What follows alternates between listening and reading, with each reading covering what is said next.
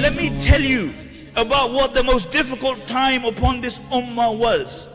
If you gather all the suffering of the Muslim world today, it does not compare with a fraction of what the Muslim ummah went under the Mongols. History records that there were only two generals who never lost a battle. One was Genghis Khan and the other was Khalid bin Walid radiyallahu anhu, the sword of Allah.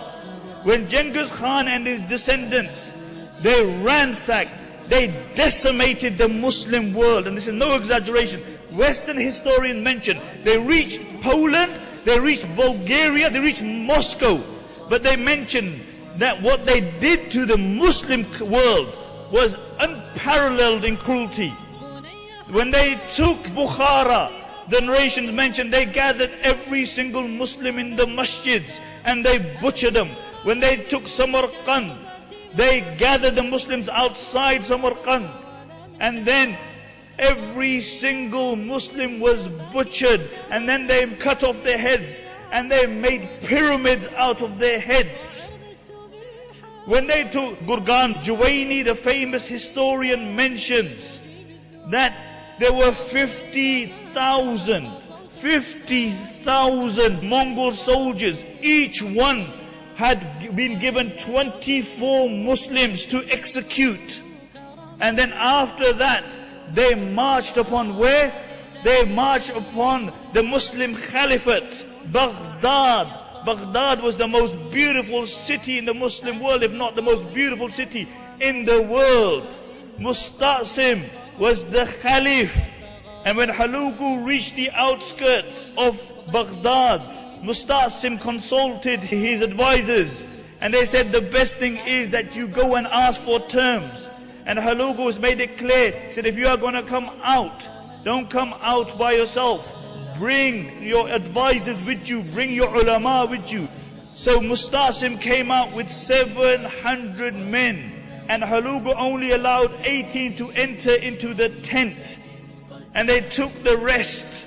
This was the cream of the crop of Baghdad, and they butchered every single one. And now Musta'sim is standing in the court of the Mongol prince. And the same Musta'sim, people would come to his court. He would rebuke, he would chastise. He's shaking in front of Hulagu, and then Hulagu mentions that I'm going to keep you alive for a while. And the reason that they kept him alive is that they wanted him to go back into Baghdad and tell his men to put their weapons down. So they took him back to Baghdad. And when he had told the people of Baghdad to put their weapons down, the narrations mention they brought his 3 children in front of him, and then they butchered them. Then they brought his sisters in front of him, and in front of his eyes they killed his sisters. And then they gathered the ulama, and they began to kill all the Sunni ulama.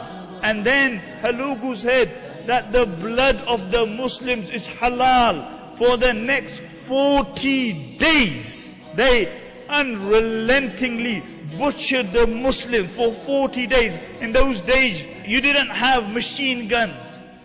They would make the Muslims line up, and they would pluck them like you pluck a chicken from a poultry farm. And then they would slaughter them. For 40 days this went on. The Muslims were so petrified. The narrations mention that a Mongol woman would enter into a Muslim home and she would kill every single individual, and nobody would fight her back. A Mongol woman would tell a group of Muslim men, don't move from here. And they wouldn't move from there. And she would go home and she would bring a sword and she would butcher every single one. Narration mentioned that one Mongol would kill 40 children after killing their mothers. The entire population of Baghdad was close to the entire population of Birmingham. And half of the population was destroyed.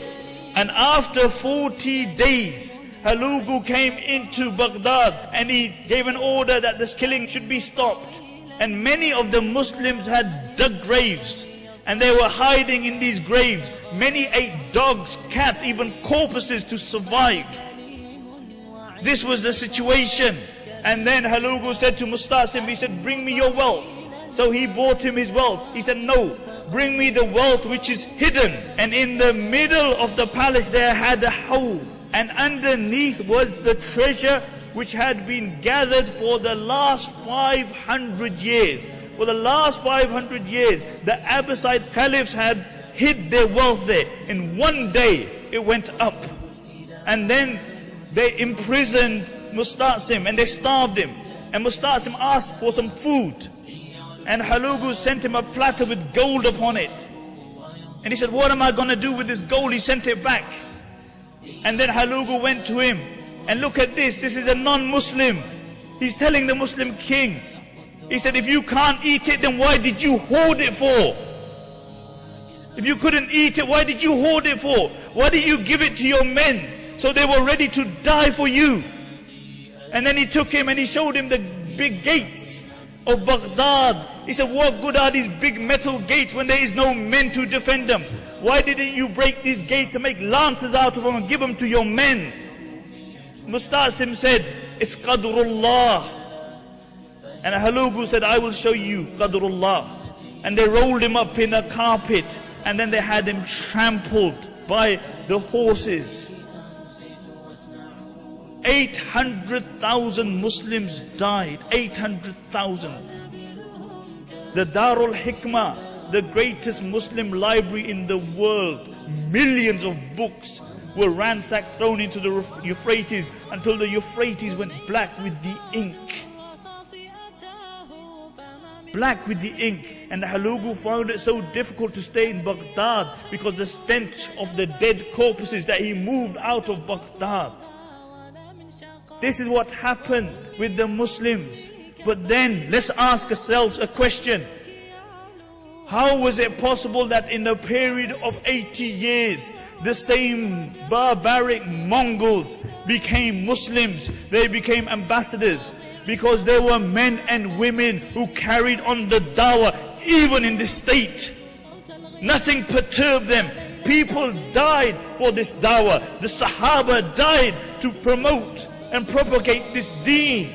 The women in the time of the Mongols were at the forefront of dawah.